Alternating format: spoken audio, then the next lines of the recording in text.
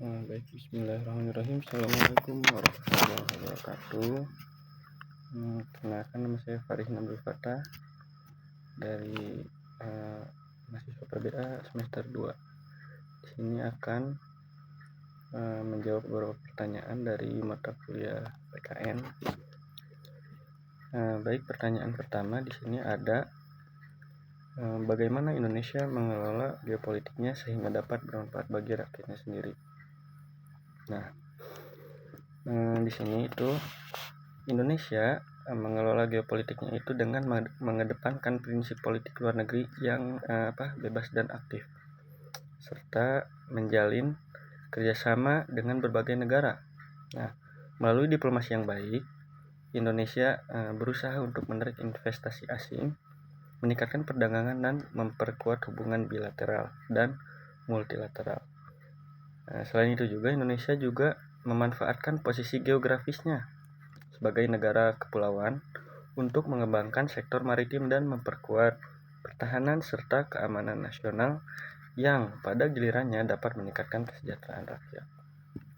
Oke, untuk nomor selanjutnya, di nomor 2 selanjutnya ada apa yang harus dilakukan pemerintah Indonesia untuk meningkatkan kualitas geopolitik dan geostrategi negara Indonesia.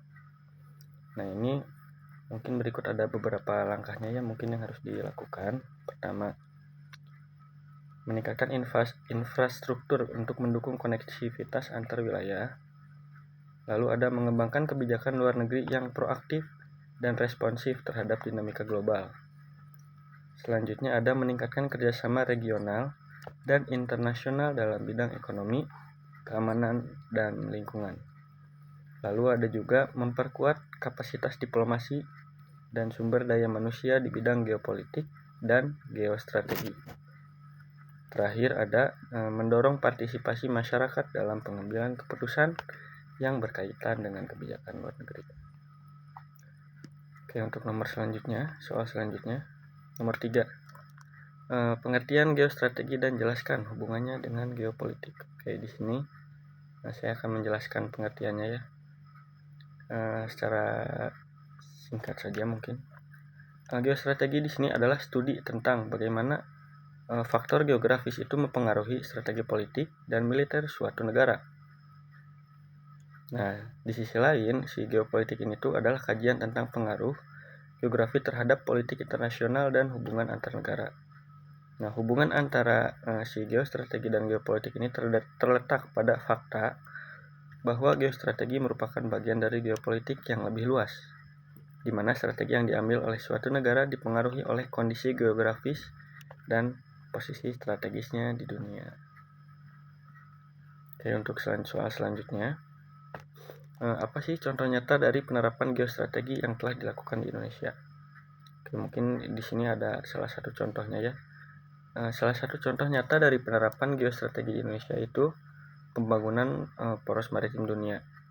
Jadi pemerintah Indonesia berupaya untuk menjadikan Indonesia sebagai pusat perdagangan dan jalur pelayaran internasional dengan mengembangkan pelabuhan-pelabuhan utama, lalu memperkuat armada laut dan meningkatkan koneksivitas antar pulau.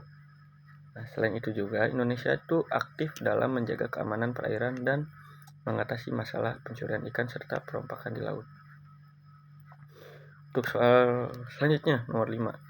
Apakah yang menjadi kendala utama dalam penerapan good governance di Indonesia?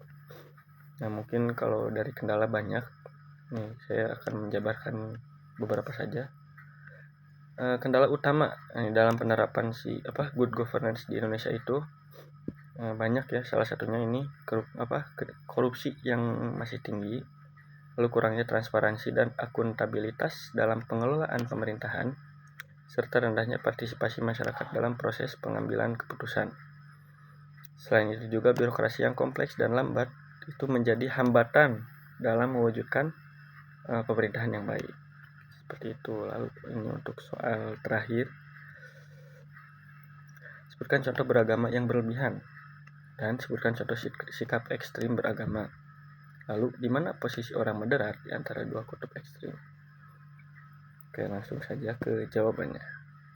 Contoh beragama yang berlebihan ini bisa berupa tindakan intoleransi terhadap penganut agama lain, seperti penolakan keberadaan rumah ibadah yang non agama tertentu atau lain sebagainya.